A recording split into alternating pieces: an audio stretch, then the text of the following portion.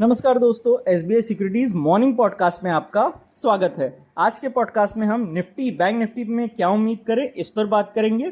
साथ ही ऐसे कौन से सेक्टर्स और स्टॉक्स हैं जिन पर आपको नजर रखनी चाहिए उस पर भी हम बात करेंगे। सबसे पहले अगर हम ग्लोबल मार्केट्स पे एक नज़र दौड़ाएं तो मंडे को तीनों ही अमेरिकी इंडाइसेस जो है वो मिक्स नोट पर क्लोज होने में कामयाब रहे।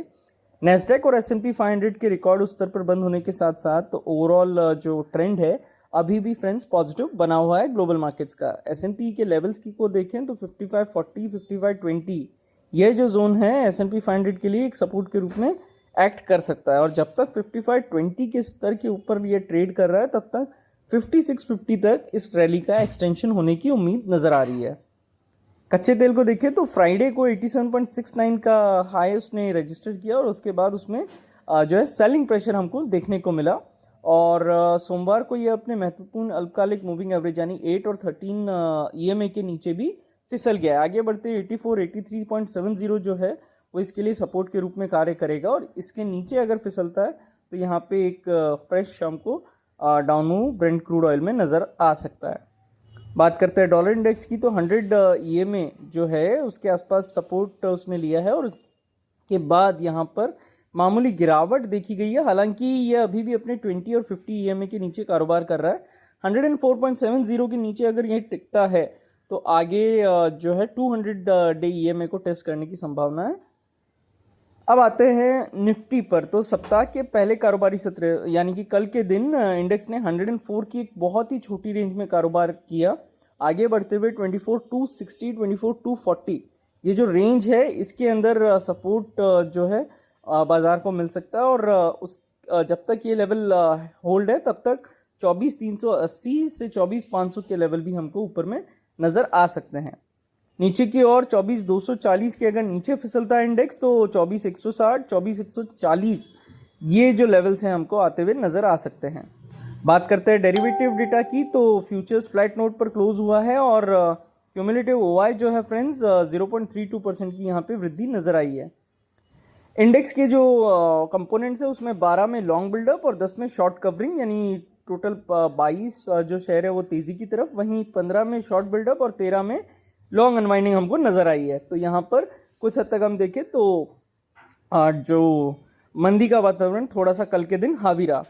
24,400 और 24,500 के स्ट्राइक में कॉल में ओपन इंटरेस्ट बढ़ता हुआ नजर आया, वहीं 24,300 और 24,200 में पुट में एक अच्छी खासी ओपन इंटरेस्ट में इजाफा हमको देखने को मिला है। OI PCR 0.98 पर है, मंथली PCR 1.46 पर है। अब आते हैं बैंक निफ्टी पर तो पिछले 9 ट्रेडिंग सेशन से बैंक निफ्टी जो है 53,357 51,996 है इस रेंज के अंदर कारोबार कर रहा है। ओवरऑल जो रुझान है वो तेजी का ही है क्योंकि ये अपने मेजर जो भी मूविंग एवरेजेस है उनके ऊपर ट्रेड कर रहा है और लेवल्स देखें तो 52,250 52,200 ये जो जोन है वो सपोर्ट के रूप में कार्य करेगा और इसके नीचे अगर टिकता है तो 51,900 के स्तर भी हमको टेस्ट होते हुए नजर आ सकते हैं। ऊपर की ओर 52,650 52,700 ये जो जोन है वो हमको एक रेजिस्टेंस के तौर पे एक्ट होता हुआ दिखाई देगा। अगर यहाँ के भी हम ऊपर निकलते हैं तो 53,100 से 53,500 के लेवल तक हम एक्सटेंशन बाजार का होता हुआ देख सकते हैं। डेरिवेटिव डेटा को देखें तो 0.31% की हानि के साथ बैंक निफ्टी क्लोज हुआ है और जो क्यूमुलेटिव OI है वो 0.44% की वहाँ पे गिरावट नजर आई है। 52,500 और 53,000 के स्ट्राइक में कॉल में ओपन इंटरेस्ट, वहीं पुट में 52,400 और 52,000 के स्ट्राइक में ओपन इंटरेस्ट बढ़ता हुआ नजर आया है।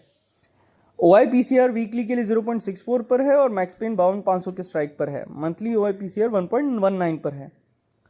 बात करें अगर हम ओवरऑल डेटा की तो कल के दिन जो है एडवांस डिक्लाइन फ्रेंड्स जो है डिक्लाइंस के फेवर में ज़्यादा रहा। सेक्टर्स की बात करें तो निफ्टी FMCG में कल एक बहुत ही बढ़िया चाल हमको देखने को मिली और अगर हम इसका डेली चार्ट देखें तो एक कंसोलिडेशन ब्रेकआउट FMCG सेक्टर में नजर आया है। उम्मीद की जा रही है कि जो ट्रेंड है वो यहाँ से कंटिन्यू होता हुआ नजर आएगा और इंडेक्स जो है 59,000 के स्तर का परीक्षण करने की भी यहाँ पे संभावना नजर आती है। इसके बाद 59,500 के लेवल्स भी हमको FMCG इंडेक्स में दिख सकते हैं। तो ज़रूर FMCG के जो कंपोनेंट्स हैं वो वॉच लिस्ट में ज़रूर होने चाहिए। बात करें PSE और CPSE के स्टॉक्स की तो वहाँ भी अच्छा वॉल्यूम देखा गया है और ये एक ज़रूर हमको लगता है कि बजट के पहले की चाल हो सकती है। जबकि वर्तमान जो गति है वो ओवरऑल सकारात्मक ही और ऊपर की ओर का ही ट्रेंड हमको नज़र आ रहा है। ट्रेलिंग स्टॉप लॉस जो है यहाँ पे ज़रूर प्लेस करके ही चलना चाहिए। ट्रेंड लाइन ब्रेकआउट के बाद निफ्टी ऑयल एंड गैस ने लगातार दूसरे कारोबारी सत्र के लिए मजबूत वॉल्यूम के साथ साथ तेजी की गति देखी है और हमारा मानना है कि 12,800 के स्तर को वो छू सकता है। उसके बाद अल्पावधि में 13,100 तक पहुंच सकता है। FIDI डेटा को देखें तो कल FI और DI दोनों ने ही क्रमश 60.98 और 2866.79 करोड़ की खरीदारी की, यानी दोनों ही बायर्स बनकर उभरे। FI का जो लॉन्ग शॉर्ट रेशो है वो 83.63 पर आ गया है क्योंकि उन्होंने 7323 इंडेक्स फ्यूचर्स फ्रेंड्स बेचे हैं। फ्यूचर्स के मोर्चे पर FI ने 46,364 कॉन्ट्रैक्ट बेचे हैं। ऑप्शंस के मोर्चे पर FI ने 13,204 कॉल कॉन्ट्रैक्ट सेल किए हैं। वहीं 1,28,071 पुट ऑप्शन कॉन्ट्रैक्ट भी फ्रेंड्स सेल किए हैं। तो फ्रेंड्स उम्मीद करता हूँ ये सारे ही डेटा आपके काम में आएंगे। तो जो सेक्टर्स यहाँ पे बताए गए हैं विशेषकर FMCG, oil and gas, PSE, CPSE, in sectors को जो है अपनी वॉच लिस्ट में ज़रूर प्लेस करना चाहिए। हो सकता है वहाँ पे कुछ अपॉर्चुनिटीज़ हमको मिलती हुई नजर आए। इसी के साथ आज के पॉडकास्ट में बस इतना ही। हमारे पॉडकास्ट को नियमित रूप से सुनने के लिए आपका बहुत बहुत धन्यवाद। Investment in securities market are subject to market risks. Read all the related documents carefully before investing.